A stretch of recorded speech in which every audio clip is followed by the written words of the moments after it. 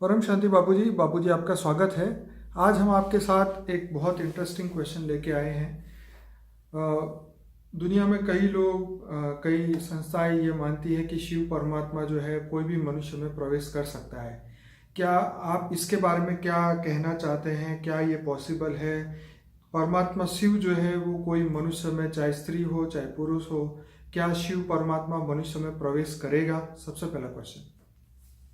देखो, शिव निराकार या शिव आकारी, शिव शक्ति जो आकारी है, शिवपुरी में रहते हैं, वो दूसरों में क्यों प्रवेश करेंगे? ठीक है। और दूसरों में प्रवेश करेंगे तो अगर शिव निराकार भी प्रवेश कर लेता है तो वो शिव निराकार में जो पूरे ब्रह्मांड को सर्जन करता है और ब्रह्मा के 100 साल तक उसको मेंटेन करने की ताकत है।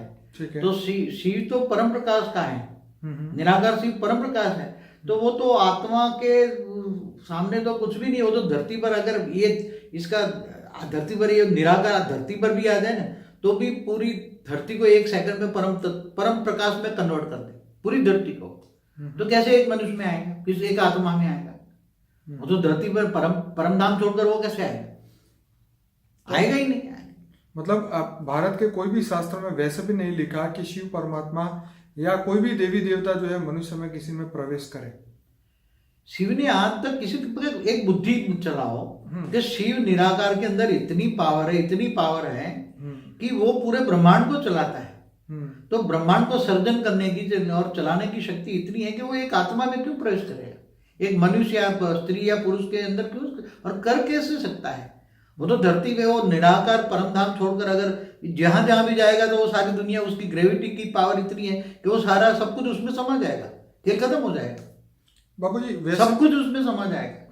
अगर ये बात सच है, अगर इस धरती को बचाने के लिए भी उन्होंने अगर अपने रूप भेजे, शिव के इतने 28 अवतार हुए, विष्णु के 24 अवतार हुए जो आप कहते हैं, तो वो धरती पे मनुष्य को बचाने के लिए उन्होंने अपने रूप भेजे। अवतार होता है तो वो एक सेल होता है, उसका पावर होता है। और हाँ, फिर भी कहने का मतलब ये है कि वो स्वयं अपने रूप को भेज के ये काम करवाता है धरती पे। अगर शिव को प्रवेश करने की जरूरत होती तो शायद वो अवतार ना भेजते। भाई किसी में प्रवेश ही करके काम कर लो तो फिर ये अवतार या रूप की कोई जरूरत ही नहीं थी। दूसरी बात, रावण जैसे राक्षस को मारने के लिए भी राम को धरती पे भेजने की क्या जरूरत थी? कोई भी उसके जो रात को सोता है वो चौकीदार में प्रवेश करके मार के चले जाते हैं।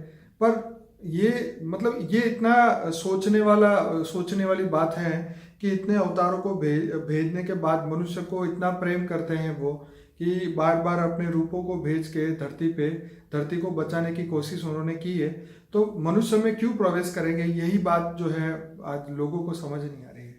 मगर कई जो अब क्या कहें, पत्थर बुद्धि के हैं, अब उसको ज्यादा क्या कहें, जो जिनका दिमाग नहीं चलता। अच्छा बाबूजी, ये बताइए कि देवताएं भी प्रवेश करके काम करते हैं या नहीं करते? मनुष्य देवता भी वो एंजल के रूप में आते थे धरती पर, तो किसी में प्रवेश नहीं करते हैं। आज तक मैंने तो कई शास्त्र सारे पूरे पढ़े, कई आते थे। प्रेरणा देने की बात तो सही है कि वो तो रेत मार के भी है। ऐसे तो गीता ज्ञान भी रेत मार के ऑलमाइटी ने सुनाया है। हाँ। और रेत मार के बुलवाया कृष्ण के द्वारा। कृष्ण साकारी रूप है ना, ऑलमाइटी का साकारी रूप है। कोई कहता है कि उसके अंदर काल, भगवान कृष्ण में काल ने प्रवेश करके गीता सुना है। क्या ये बात सही है? कई जो नासमझ लोग हैं जिनके अंदर अज्ञान रूपी अंधेरा छाया हुआ है, वो कई लोग कहते हैं काल पुरुष में, कृष्ण में काल पुरुष ने प्रवेश किया। अरे वो कृष्ण अवतार ऑलमाइटी होता। ऑलमाइटी कितना बड़ा होता है? अनंत कोटि ब्रह्मांड भी कुछ नहीं, गैलेक्सी का मालिक भी नहीं, यूनिवर्स का भी मालिक नहीं, मल्टीवर्स नहीं, ऐसे बेहिसाब सृष्टि का मालिक है वो।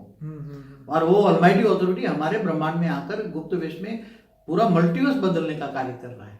मतलब शिव जो है वो किसी में प्रवेश नहीं शिव करते। किसी को प्रवेश नहीं। वो तो शिव को भी काल पुरुष कह देते हैं लोग। तो कई लोग जो ऐसे लोग हैं जो बिल्कुल ज्ञान नहीं जानते जी, और अज्ञान रूपी अंधेरे में लोगों को भटका रहे हैं, हमारे शास्त्रों को भी उलट फुलट कर रहे हैं लोग जी। तो ऐसे लोग तो बोलते हैं शिव भी काल पुरुष है जी जी। अरे शिव काल का मालिक है, काल चक्र वो चलाता है, समय उससे चलता है। शिव आकारी से समय चलता है। समय कैसे चलता है? हमारा ब्रह्मांड का समय ब्रह्मा के 100 साल बताया, तो काल माना समय, काल चक्र चलता ही है ना। तो काल चक्र कौन है? काल कौन है? शिव काल है, काल पुरुष कहेंगे ना उसको।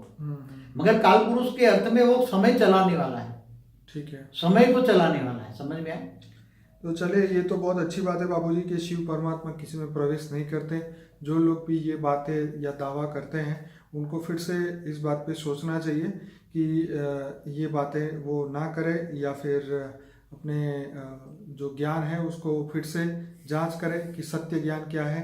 भारत के शास्त्रों में कभी भी ये बातें नहीं कही गई कि शिव कहीं किसी में प्रवेश करते हैं। देखो एक और भी समझने वाली बात है। जी बताइए। कई लोग है ना, ज्यादातर लोग है ना, शिव को ऑलमाइटी अथॉरिटी समझ लेते हैं। हाँ। मगर दूसरा बात एक समझाओ, मेरी एक वीडियो है difference between Shiv Baba and बेहद का बाबा, वो तो 7 सीक्रेट ऑफ शिवा में भी आपने बहुत बढ़िया बताया। हाँ तो मगर थोड़ा अभी कह दूं कि शिव एक ब्रह्मांड का मालिक है। ठीक है। महाशिव जो महाशिवरात्रि मनाते हैं तो वो अनंत कोटि ब्रह्मांडों का मालिक है, अनंत अनंत ब्रह्मांडों का मालिक है।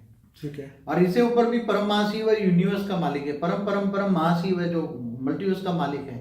तो ऐसे ऑलमाइटी अथॉरिटी तो बहुत बड़ा है, वो तो ऐसे बहुत बड़ी दुनिया है। तो ऑलमाइटी अथॉरिटी भी किसी में प्रवेश नहीं करती? नहीं, ऑलमाइटी अथॉरिटी के सेल एक थोड़ा पावर डाल के नीचे उसके अवतार होते हैं ना। ओके। जैसे कृष्ण ऑलमाइटी अथॉरिटी का अवतार है, मगर उसमें प्रवेश नहीं करता, रेज मार के बुलवाता है उसको। ठीक है। वो ऊपर से रेज मार के बुलवाता है। रेज माने प्रेरणा देकर बुलवाता है। जी जी। जैसे पहले नहीं वो सिनेमा चलती थी, ऐसे रेत से वो पर्दे पर रेत पड़ती तो चलती है ना, बिल्कुल। ऐसी तरह वो बताते हैं। जैसे सिनेमा में वो क्या बोलता है, उससे चलती है ना, तो पिक्चर दिखाते हैं तो क्या चलती है, थिएटर में क्या चलती है, रेत से पिक्चर चलती है ना। बिल्कुल।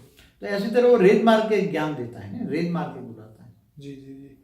तो चलिए बापू जी, ये तो आपने बहुत बढ़िया जवाब दिया आपने। आपका बहुत बहुत धन्यवाद। परम शांति।